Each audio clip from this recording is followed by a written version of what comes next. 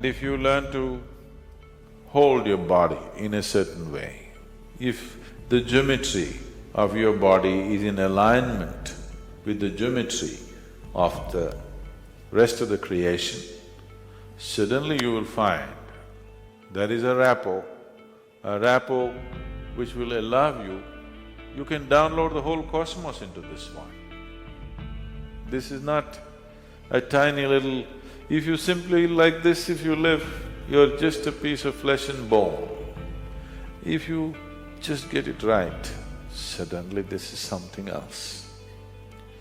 Probably these days, you don't have this experience anymore because you got all Tata Sky, dish net and all that stuff. But if suppose you had a television in your home in 80s when first the Doordarshan came, you are watching your favorite cricket match, suddenly your television was boop, boop, boop. Then you climb up the terrace and there is one aluminum contraption. If you do like this, nothing will come. If you do like this, nothing will come. You just get it to the right place. The world pours into your sitting room. This is just like that. If you learn to just hold it right, the whole cosmos will pour into you. Engineering yourself does not mean engineering yourself to breathe little better, to be little more healthy, no. This is about realizing the full potential of what it means to be human.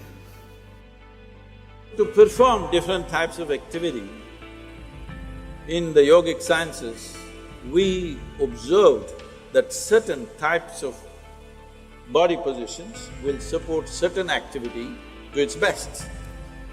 Or in other words, what is called as yoga. What is called as yoga is another different thing. What is called as hatha yoga, the physical postures, it is about manipulating the body in such a way that you get to a certain geometric perfection, that your geometry is aligned with the larger geometry of creation so that you're always in sync, you're never off. And how balanced you are, how clearly you see things and how well you do things simply depends on how much you are in sync with everything else around you. Whether it's people or trees or life or just space, are you in sync with it or not will decide how smoothly, how friction-free is your function in the world. Now, I don't sit like this all the time, only when I speak. How I am sitting, if I have to explain, there is something called as Siddhasana. That means, there are many aspects to it. One simple aspect is the left heel. The left heel is… there is a point on the left heel that today the medical sciences are calling it as the Achilles. You put your Achilles to what is called as Muladhara or the perineum in your body.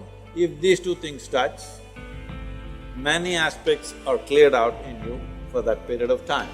Many aspects means your thoughts are clear, your emotions are out, and there is a very clear perception of what's happening around you. You heard that Achilles was killed because an arrow was shot to his heel. You don't believe if somebody hurts your heel, you will die, isn't it so? But Achilles died that way. And there's another person who died that way in India way before him. What this is trying to tell you is, they were killed in an expert way, not just slitting your throat or breaking your head, but just putting a point at the Achilles, so they had to die. So there is a certain system, energy system in the body. If that point of Achilles is in touch with your Muladhara, when you sit like this, there is a certain balance, that you don't take any sides. See, all of us have our own opinions, ideas, ideologies, stuff, our own experiences of life. Your own experiences of life and imprints that you have taken in your mind influences everything that you see. You like this person, you don't like this person, you love that person, you hate this person.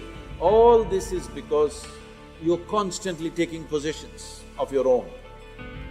But if you really want to know life, the most important thing is you don't take any position, you're willing to look at everything fresh every moment of your life.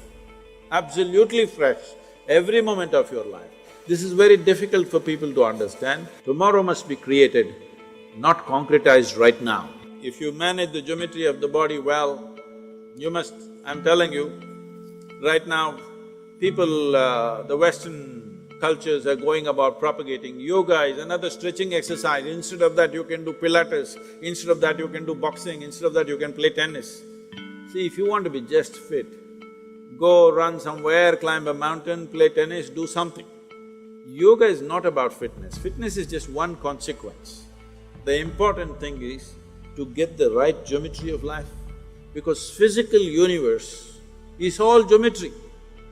Now this building is standing here, whether how long it will stand, whether it will fall on our head today or will it stand for a long time, essentially depends on how geometrically perfect it is. The same goes for the body, the same goes for the planetary system, the same goes for the universe, the same goes for everything. Planet Earth is going around the sun, not with a steel cable attached to it, just perfection of geometry, isn't it?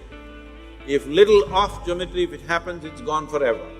And that's true with you also. If you go off your fundamental geometry, you're gone.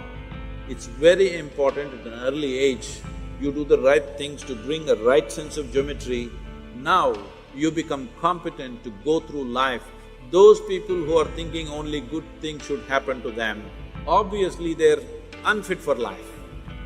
Because if you do not know how to go through harsh situations well, joyfully, then you will avoid all possibilities, isn't it? You will avoid all great possibilities of life simply because you want to avoid a little bit of difficulty. Only when you're geometrically in a certain state of congruence, then you're willing to go through any situation, no matter what it is. Yoga is essentially understanding, aligning your system with the cosmic geometry. See, in the yogic system, we see the body as 114 chakras, 72,000 nadis meeting in 114 junctions, which are called as chakras. Out of these, 2 are outside your body, 112 inside the body. Of this 112, there are 4 about which you don't have to do anything. They are like the